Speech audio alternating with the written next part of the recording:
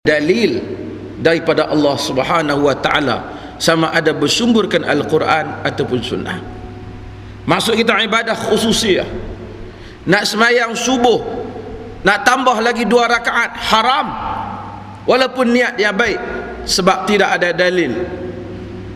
Kita tengok kesedaran anak-anak muda korang, setakat 1 minggu buat semayang Jumaat, khutbah Jumaat, tak makan mereka. Kita cadangkan supaya buat semayang Rabu, ada pula khutbah Rabu, kita kata tambah bagi jadi 2 kali ya. Haram, kerana ibadah tak boleh direka-reka, melainkan kena ada dalilnya. Jika diizinkan ibadah direka, maka semua agama yang sesat boleh diiktiraf, pasal niat dia betul. Maka dalam urusan ibadah mesti dipastikan seseorang itu betul niatnya dengan Allah Azza wa Jal. Betul saja tak memadai, seperti mana yang kita sebut dahulu.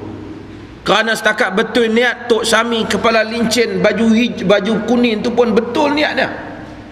Kalau tanya dia pun nak masuk syurga, dia tak masuk neraka dia, niat dia. Tetapi niat yang betul tidak bertepatan dengan ajaran Allah dan Rasul, ibadat Tok Sami tak diterima. Walaupun Tok Sami tak kacau orang, hanya duduk bersila sampai 6 minggu tak bangkit-bangkit, duduk bersandak, mata pejam, hati cuba nak ingat Tuhan, ibadah Tok Sami tak diterima, kerana ia beribadat dengan jalan yang tak pernah ditunjuk oleh Allah dan tak ditunjuk oleh Rasulullah sallallahu alaihi wasallam. Kerana makna kepada ibadah itu ialah al-dhul wal khudu'. Makna kepada ibadah itu merendah, menghina diri kepada Allah Ta'ala dan tunduk kepadanya. Tunduk ni bukan maksud dengan tunduk kepadanya rendah diri saja, tunduk kepada kehendaknya, tunduk hanya kepadanya, tunduk kepada cara ibadah yang dia kehendaki.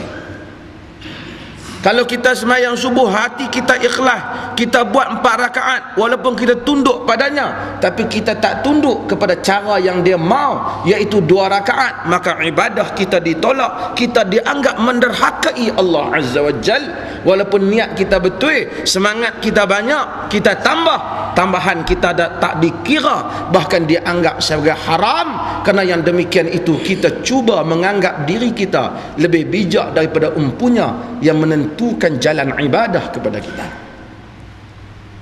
Maka makna tunduk bukan tunduk masuk rendah diri saja, tapi cara tunduk hanya kepada Allah dan tunduk dengan cara yang dikehendaki oleh Allah. Tok Sami tunduk barangkali pada Tuhan, tapi cara yang dia sendiri reka, bukan cara yang dikehendaki oleh Allah Azza wa Jalla. Hadirin mukminin sekalian, maka urusan ibadah, muharramkah, safarkah, apakah, siapa nak ibadah, mesti bertanya, adakah yang demikian itu terkandung dalam hadis-hadis Nabi sallallahu alaihi wasallam? Man amila amalan laisa alaihi amruna fahuwa rad. Siapa yang beramal dengan satu amalan tidak berdasarkan, tidak seperti mana yang menjadi tunjuk ajar Nabi sallallahu alaihi wasallam, maka dia ditolak. Dia ditolak. Hadirin mukminin sekalian, an Abi Yazid Ma'd bin Yazid ibnu Akhnas radhiyallahu anhum, wa huwa wa abuhu wa jadduhu sahabiyun, qala kana Abi Yazidu, kana Abi Yazidu, itu siapa ada kitab baca, kalau kana Abi Yazidu salah, kana Abi Yazidu, kana Abi Yazidu, yang ni Yazid tu nama dia, adapun bapa aku namanya Yazid, akhraja dananir yatasaddaqu biha fawada'aha 'inda rajulin fil masjid, faji'tu فأخذتها فأتيته بها فقال والله ما إياك أردت فخاصمته إلى رسول الله صلى الله عليه وسلم فقال لك ما نويت يا يزيد ولك ما أخذت يا معد رواه البخاري. يعني diriwayatkan Imam Bukhari dalam sahihnya. daripada Abi Yazid. Nama Abi Yazid ni Ma'an bin Yazid. Ma'an bin Yazid. Ma'an bin Yazid bin Al-Akhnas. Ma'an ini dengan Yazid, Yazid pak dia, dengan Al-Akhnas radhiyallahu anhu, Tuhan redha kat depa semua.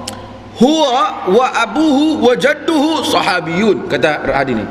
Dia, pak dia, tok wan dia sekali, datuk dia, kesemuanya adalah sahabat. Ni kaum keluarga sahabat. Untung dia bah. Dia, pak dia, datuk dia, kesemuanya sahabat. Sahabat ni macam ni, hadirin mukminin sekalian. Ada di kalangan mereka yang masuk Islam hanya depa saja, sebatang kara diri dia, kaum keluarga dia tak masuk. Ada yang masuk kemudian diikuti oleh keluarga dia.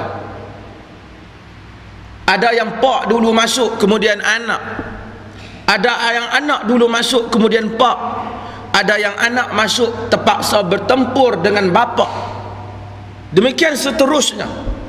Tetapi kesemua mereka yang kita dapati, Nabi SAW, saya nak sentuh sikit hal ini, tidak pernah mengubah nama bapa mereka.